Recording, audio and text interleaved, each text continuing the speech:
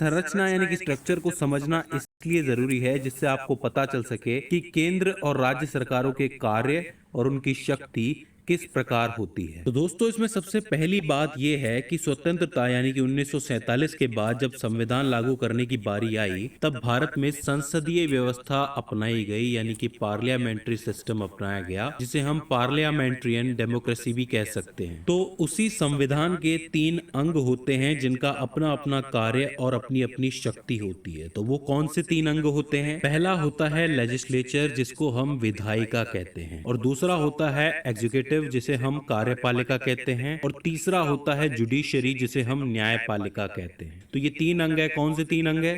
पहला विधायिका, दूसरा कार्यपालिका और तीसरा न्यायपालिका। तो अब इन तीनों में क्या क्या डिफरेंस है? देखिए, जो लेजिस्लेचर होता है यानी कि विधायिका होती है, वो एक लॉ मेकिंग बॉडी होती है, यानी कि वो कानून बनाती है। आपने देखा होगा कि कोई विधेयक, कोई बिल पास होता है तो वो विधायिका से ही होता है। तो वो कानून बनाती है देशवासियों के हित के लिए, या कोई पुराना कानून बदलने के लिए, या फिर कोई पुराना कानून हटाने के लिए। तो वहां पे सभी मेंबर्स की सहमति से कोई भी विधेयक बनाया या पास किया जाता है, वहां पे लॉ बनाया जाता है। वहीं बात करोगे एग्जीक्यूटिव यानी कि कार्यपालिका की, तो यहाँ पे होता यह है कि लेजिस्लेचर ने जो कानून बनाया है, जो विधेयक पास किया है, उसको इम्प्लीमेंट करना यानी कि उसको लागू करने का काम जो है पूरे समाज में, वो कार्यपालिका करती है। वहीं ये जो तीसरा पार्ट है जुडिशरी यानी कि न्यायपालिका, इसका काम ये है कि जो लॉ लागू किया गया है, जो कानून लागू किया गया है कार्यपालिका के द्वारा, उसका पालन ठीक से हो रहा है कि नहीं हो रहा है। अगर नहीं हो रहा है, कोई इसको तोड़ रहा है, तो उसको सजा देने का काम जुडिशरी करती है। अब देखिए, सबसे पहले बात करें विधायिका की यानी कि लेजिस्लेचर की, तो आप समझ लीजिए कि सरकारें 2 लेवल्स पे चुनी जाती हैं।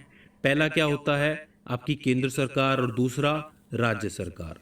केंद्र सरकार ये पूरे देश के लेवल पे चुनी जाती है, और राज्य सरकार अलग अलग राज्यों के लेवल पे चुनी जाती है। अगर पूरे देश के लिए कोई कानून बनाना हो तो वो केंद्र सरकार बनाएगी। जैसे कि द फाइनेंस बिल 2021, जो कि 2021 का बिल है, तो ये पूरे देश के लिए है फाइनेंस बिल, तो इसको केंद्र सरकार पास करेगी। वहीं अगर मान लो कि राजस्थान के लिए कोई बिल पास करना हो सिर्फ राज्य स्तर पे, तो वो राज्य सरकार कर पाएगी, वो केंद्र सरकार नहीं करेगी। केंद्र स्तर पर जहां कानून बनाए जाते हैं, उस जगह को हम संसद या इंग्लिश में पार्लियामेंट कहते हैं। वहीं दूसरी तरफ राज्य स्तर पर जहां कानून बनाए जाते हैं, उस व्यवस्था को हम विधान मंडल कहते हैं। अब देखिए, इस संसद में कानून बनाने के लिए 2 तरीके के सदन यानी कि हाउसेस होते हैं। एक लो हाउस होता है और एक अपर हाउस होता है।